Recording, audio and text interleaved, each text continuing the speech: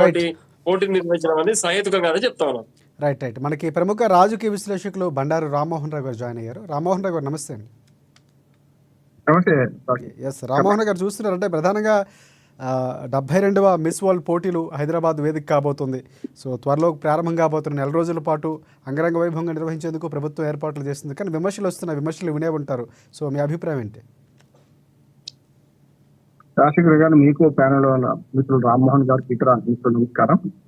కొంచెం ట్రైన్ లో ఉన్నాను, కానీ విషయం ఏంటంటే గతంలో కార్ రేస్ జరిగినప్పుడు ఏమో కాంగ్రెస్ విమర్శించింది 46 కోట్ల రూపాయలు పెద్ద గగ్గోలు పెట్టి, ఇవాళేమో 200 కోట్ల రూపాయల కోసం వీళ్ళు గగ్గోలు పెట్టున్నారు. నేనేమంటున్నానంటే ప్రపంచం అంతా కుగ్రామంగా మారిన సందర్భంలో దీన్ని పెద్దగా ఇంత సీరియస్ తీసుకోవాల్సిన అవసరం లేదని నేను, ఎందుకంటే అందాల పోటీలు పెడితే నష్టమే ఉంది అంటున్నాను. ఇట్లా కార్ రేస్ పోటీలు కూడా సమర్థించండి. కార్ రేస్ పోటీల్లో ప్రపంచవ్యాప్తంగా చాలా మంది పాల్గొన్నారు, రకరకాలుగా ఈవెంట్స్ జరిగింది. హైదరాబాద్ ఇమేజ్ రక్షించడానికి వీలు ఉంటుంది. రామ్మోహన్ గారు అనే దానిలో ఒక నేను ఐక్యమిస్తున్నాను. ఎందుకంటే మనకు ఏదో గుళ్ళు గోపురాల దగ్గర తీసుకోవడం సరైనది కాదంటున్నాను. కానీ హైదరాబాద్ లో విశ్వనగరంగా మారిన హైదరాబాద్ లో మనం అడిగట్టుకొని కూర్చుంటే లాభం లేదంటున్నాను. హైదరాబాద్ విశ్వవ్యాప్త ఇమేజ్ సాధించాలంటే ఆ కార్ రేస్లు అవసరమే, ఇటు అందాల పోటీలు అవసరమే. అంటే అందాల పోటీలు మనం ఒక్కరు రానియనంత మాత్రాన ఇండియాలో ఏ నగరం రాని కదా, కాదు కదా.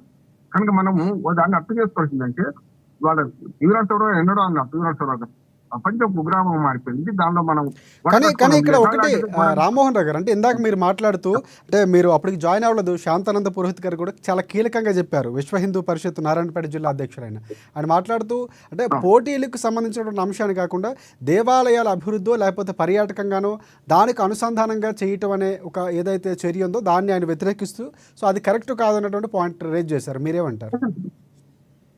దేవాలయాల దగ్గర తీసుకెళ్లి అందాల పోటీ నిర్వహిస్తే తప్పే, కానీ వాళ్ళు దేవాలయాలు సందర్శిస్తే తప్పే ఉంటే అంటున్నాం. అందాల పోటీకి వచ్చిన వాళ్ళు విదేశీయులు వాళ్ళు సంతకం పెట్టి, ఇప్పుడు తిరుమల తిరుపతి దేవస్థానంలో వాళ్ళు ఇతర మతస్థులు సంతకం పెట్టి వస్తే తప్పలేదు కదా.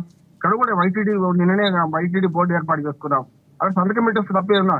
ఇతర విదేశీయులు మన మత సాంప్రదాయాన్ని గౌరవిస్తూ వాళ్ళు సంతకం పెట్టి గుడి దర్శనం చేసుకుంటే తప్పే ఉంటే అంటున్నాం. వాళ్ళకి అందాల పోటీలో మనం మాట చెప్తున్నాను రాజశేఖర్ గారు, మన సినిమాలు చూడండి, వాళ్ళ సెన్సార్ ఎంత దుర్మార్గంగా చూస్తున్నాం కదా. మన సినిమాలు గతంలో ఎలా ఉన్నాయా, దాన్ని మార్చగలుగుతాం మనం. అందుకని ఇంకా ఆడెక్కడ విదేశీయులే మనకంటే బాగా పాటిస్తున్నారు అంటున్నారు.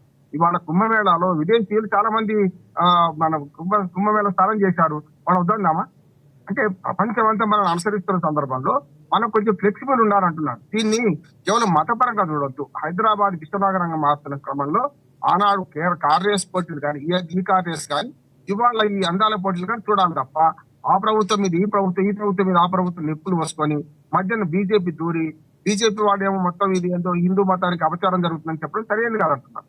ఇవాళ అదే వాళ్ళు అక్కడ అందాల పోటీలో పాల్గొన్న వాళ్ళు గుళ్లకు దేవాలయాలకు వచ్చి వాళ్ళు పూజలు చేస్తే తప్పే ఉంటాయి అంటున్నారు. అక్కడ అందాల పోటీలు నిర్వహించలేదు కదా, అంటే గుళ్ళే సందర్శించుకుంటున్నామా విదేశీయులు. చాలా మంది విదేశీయులు మా సాంప్రదాయాన్ని కట్టు బొట్టు రకరకాలు నేర్చుకుంటూ ఆఖరికి విన్నగాక మనకు ప్రమాణ స్వీకారం చేస్తున్న సందర్భంలో మన భగవద్గీతను ఆదర్శంగా తీసుకొని వాళ్ళు భగవద్గీత పట్టుకొని ప్రమాణ స్వీకారం చేస్తున్నారు. దాన్ని వద్దందామా మనం? వాళ్ళెవరు పట్టుకోవడానికని? ఎంత విస్తృతమైతే అంత హిందూ మతం మంచిది అంటున్నాం. హిందూ మత సాంప్రదాయం ప్రపంచవ్యాప్తం సర్వే జనాభా భవంతు అనే సంస్కృతి మనది. దాన్ని కాదని మనం రిజిడ్ అయితే మనం అడిగట్టుకొని కూర్చుంటే ఎట్లా అని అంటున్నాను. దీన్ని ఇట్లా చూడదు, రాజకీయ కూడా చూడొద్దు అంటున్నాను. రైట్ ఒకసారి శాంతానంద పురోహిత్ గారు సాంప్రదాయం ప్రకారం మళ్ళీ నా దగ్గరికి వస్తాను. ఎస్ శాంతానంద పురోహిత్ గారు చెప్పండి. ఎస్ స్వామి ప్రధానంగా మాట్లాడుతూ